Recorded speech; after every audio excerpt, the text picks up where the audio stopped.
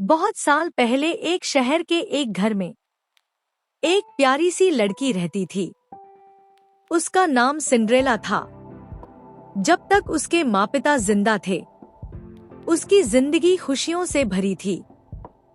माँ के गुजर जाने के बाद उसके पिता ने दूसरी शादी कर ली। नई माँ के साथ दो सौतेली बहनें भी घर आ गईं। शुरुआत में सब कुछ ठीक लगा, लेकिन पिता के चले जाने के बाद सिंड्रेला की जिंदगी पूरी तरह बदल गई। अब वह घर की बेटी नहीं, बल्कि एक नौकरानी बन चुकी थी।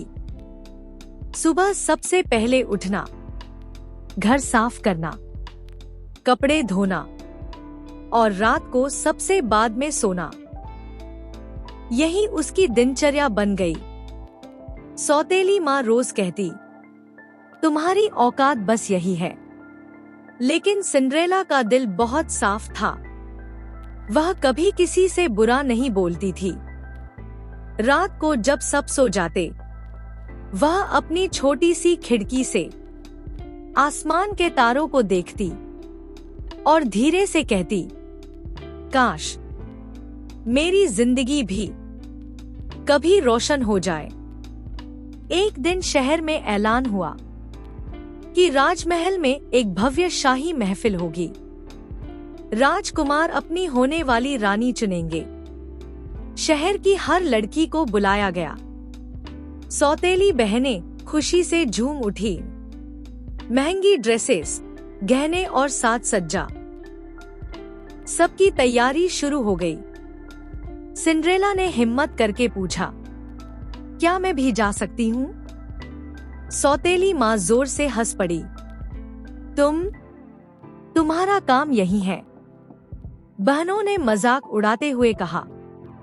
तुम जैसे कपड़ों में तुम्हें कौन देखेगा?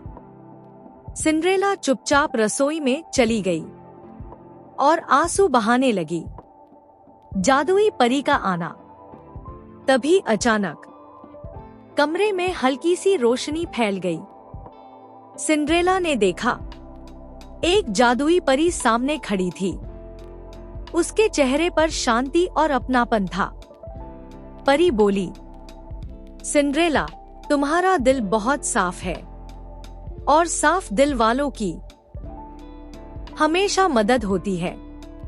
सिंड्रेला हैरान रह गई। परी ने अपनी जादुई छड़ी घुमाई और सिंड्रेला की पुरानी सफेद ड्रेस एक सुंदर चमकती हुई पोशाक में बदल गई। फिर उसने कहा, इस जूते को संभाल कर रखना, यही तुम्हारी पहचान बनेगा। सिंड्रेला के पैरों में एक जादुई जूता आ गया। परी ने चेतावनी दी, यह जादू सिर्फ रात तक चलेगा। 12 बजे से पहले तुम्हें वापस लौट आना होगा। शाही महफिल। राजमहल रोशनी से जगमगा रहा था। जब सिंड्रेला वहां पहुंची, सब उसे देखते ही रह गए।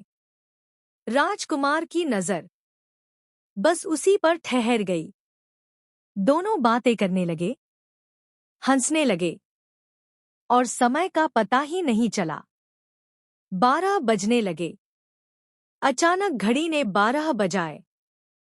सिंड्रेला घबरा गई और भागने लगी।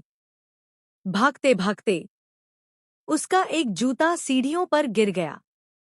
राजकुमार ने जूता उठा लिया, लेकिन सिंड्रेला गायब हो चुकी थी। जूता और पहचान। अगले दिन ऐलान हुआ, जिसका यह जूता होगा, वही मेरी रानी बनेगी।